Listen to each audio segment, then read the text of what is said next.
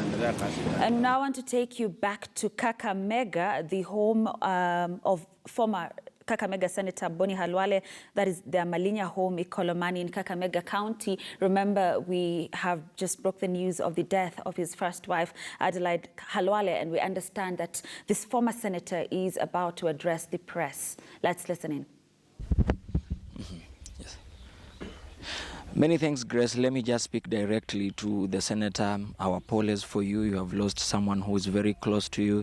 Maybe briefly you can tell us maybe what happened, and so far the family has already begun preparations for the burial.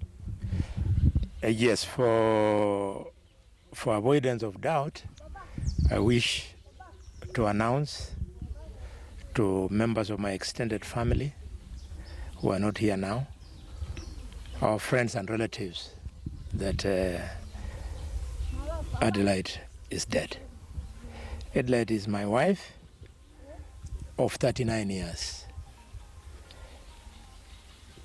From 2003, when she was first diagnosed to be suffering from cancer, we have as a family refused to be intimidated by the possibility of death. We have remained on board, but unfortunately this morning she has died, and ironically not from cancer, because the cancer she was having 2003 was cancer of the cervix.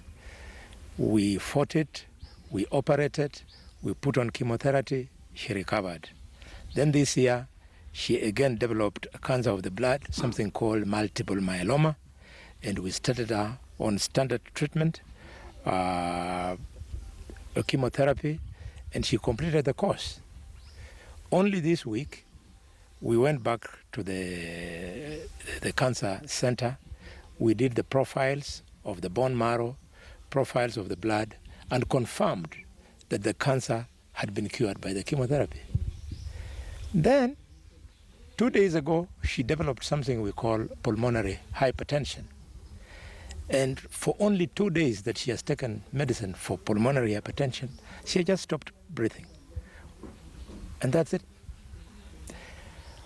We are finding it very difficult, but as a doctor of medicine, I always knew that as a cancer patient, she was always a short way from death.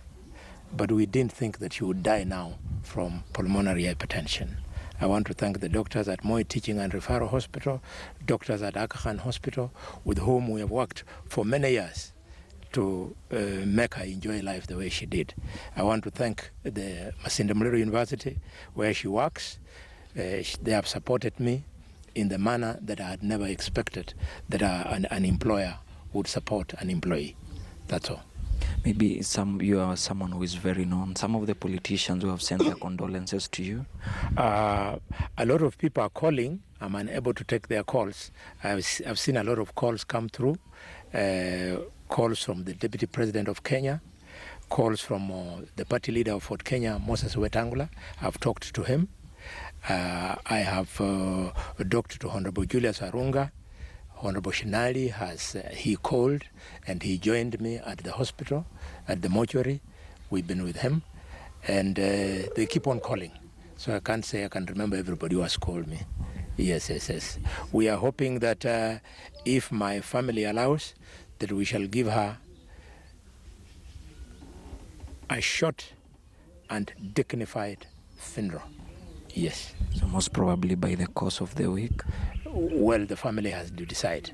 When you are bereaved the way we are in our culture, I'm not allowed to make that decision.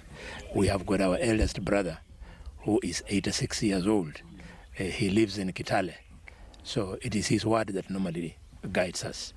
So he has heard. I'm sure he'll be here anytime from now, and he'll make a pronouncement. Okay. Yes. Thank you so much, and our apologies. That is former Kakamega Senator Bonny Khalwale speaking to us. You're aware that her wife has died. Adelaide Khalwale died this morning, and he has given a brief of what transpired. We wish him our apology, and even the family will be giving you more details in our subsequent bulletins.